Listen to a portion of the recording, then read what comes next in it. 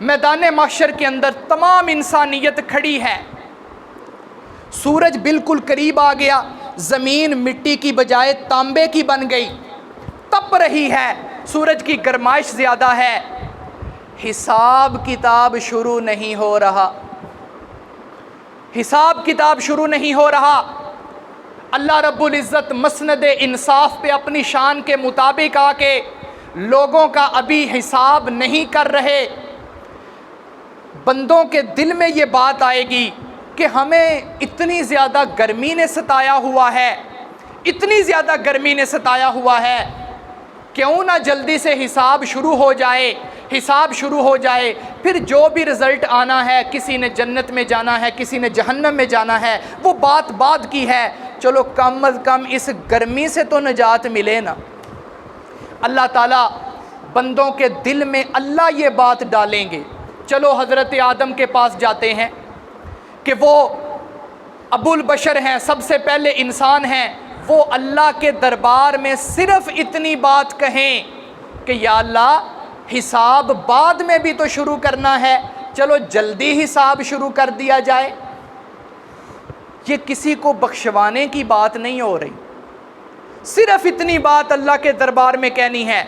کہ یا اللہ حساب جلدی شروع کر دیا جائے۔ میں مختصر کر رہا ہوں اپنی بات کو، صحیح بخاری کی حدیث میں آیا، انبیاء علیہم السلام میں سے سب سے پہلے نبی، ان کے پاس انسانیت جائے گی، جا کے کہے گی اے ابو البشر، اے حضرت آدم، اللہ کے دربار میں اتنی بات کہیے کہ اللہ تعالیٰ جلد حساب شروع کر دیں۔ لیکن حضرت آدم کہیں گے میں معذرت چاہتا ہوں، میں اللہ کے دربار میں اتنی بھی بات نہیں کہہ سکتا، کہیں ایسا نہ ہو کہ اللہ مجھ سے ہی حساب شروع کر دیں اور مجھے کہیں بتانا تو ذرا کہ میں نے جو درخت کے قریب جانے سے منع کیا تھا، تو نے اس درخت کا پھل کیوں کھایا تھا؟ میں نہیں کہہ سکتا۔ جاؤ حضرت نوح کے پاس، حضرت نوح کے پاس لوگ جائیں گے، حضرت نوح کہیں گے جائیے حضرت ابراہیم کے پاس، حضرت ابراہیم فرمائیں گے جائیے حضرت موسیٰ کے پاس، حضرت موسیٰ فرمائیں گے جائیے حضرت عیسیٰ کے پاس علیہم السلام، حضرت عیسیٰ علیہ السلام کہیں گے اے لوگو، میں اللہ کے دربار میں یہ بات کہہ تو نہیں سکتا، لیکن تمہیں ایک بندے کا پتہ بتا دیتا ہوں، آج اگر اللہ کے دربار میں کوئی بات کہہ سکتی ہے تو وہی ہستی کہہ سکتی ہے جس کا نام محمد الرسول اللہ۔ یہ میرے نبی ہیں، صحیح بخاری کی حدیث کہہ رہی ہے، میرے نبی کہیں گے انا لہا، یہ منصب میرا ہے، میرا منصب ہے، آج اللہ کے دربار میں کوئی بات کوئی بندہ کہہ سکتا ہے تو اور کوئی نہیں کہہ سکتا،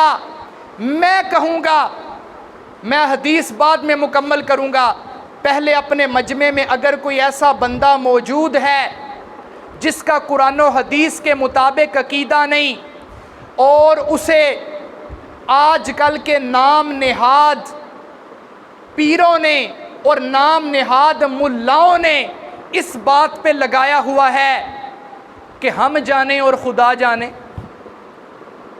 ہم جانیں اور خدا جانے، تم بس ہماری خدمت کرتے رہو، ہمیں نذرانے دیتے رہو، ہر مہینے جمعرات کو آ کے ہمارے قدموں میں بیٹھتے رہو، ہم جانیں اور خدا جانے، تمہیں بخشوانا ہمارا کام ہے۔ اگر میرے مجمع میں کوئی میرا بھائی ایسا موجود ہے جو اس غلط عقیدے کا شکار ہو گیا ہے تو وہ آج اپنے عقیدے کی اصلاح کر کے جائے گا۔ یہاں پہ عام اولیاء کی، عام اللہ کے بزرگوں کی اور نیک بندوں کی بات نہیں ہو رہی، اس دن تو میدان محشر میں کھڑے ہوئے بڑے بڑے اللہ کے نبی تھر تھر کانپ رہے ہیں۔ یہ پیر کیسے بخشوا سکتے ہیں؟ یہ پیر کیسے کچھ کہہ سکتے ہیں؟ جی اپنے عقائد کی اصلاح کیجئے، نہیں کوئی اللہ کے دربار میں کچھ کہہ سکتا جب تک اللہ کی طرف سے اجازت نہیں آئے گی، اور اگر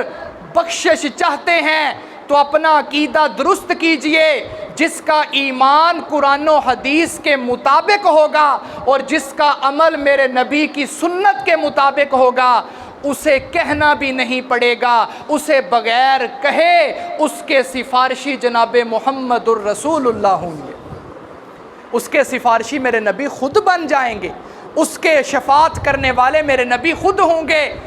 تو بہرحال حدیث کے اوپر واپس آئیے گا، نبی اکرم صلی اللہ علیہ وسلم لوگوں سے کہیں گے انا لہا، یہ منصب تو میرا منصب ہے، میں آج اللہ کے دربار میں کچھ کہہ سکتا ہوں۔ لیکن اللہ کے دربار کی جب باری آئے گی، نبی علیہ السلام صرف اتنی بات کہنے گئے ہیں کہ یا اللہ حساب شروع کر لیجئے،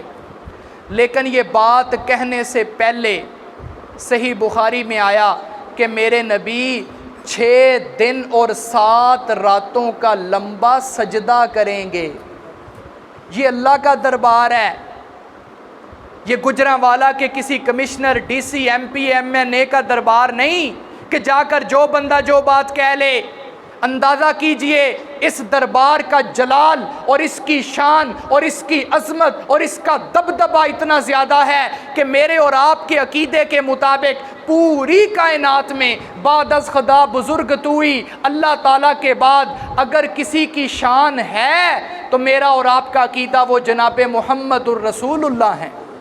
کیوں جی، ہے نا ہم سب کا عقیدہ؟ جن جن کا عقیدہ ہے ذرا ہاتھ بلند کر کے کہیے صلی اللہ علیہ وسلم۔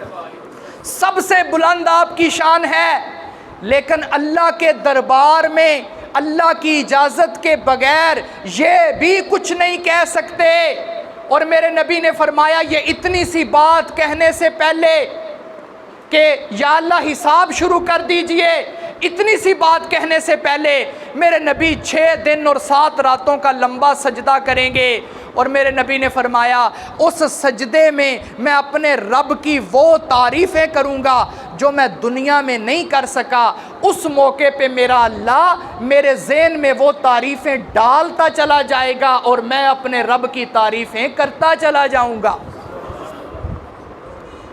6 دن اور 7 راتوں کا لمبا سجدہ ہوگا، میرے نبی زاروں قطار رو رہے ہیں۔ یہ اللہ کے دربار کی عظمت ہے، یہ اللہ کے دربار کا جلال ہے۔ 6 دن اور 7 راتیں گزر جانے کے بعد میرا اللہ فرمائیں گے ارفع راسک یا محمد، اے میرے نبی اپنا سر اٹھائیے، سل تعطا اشفا تشفا،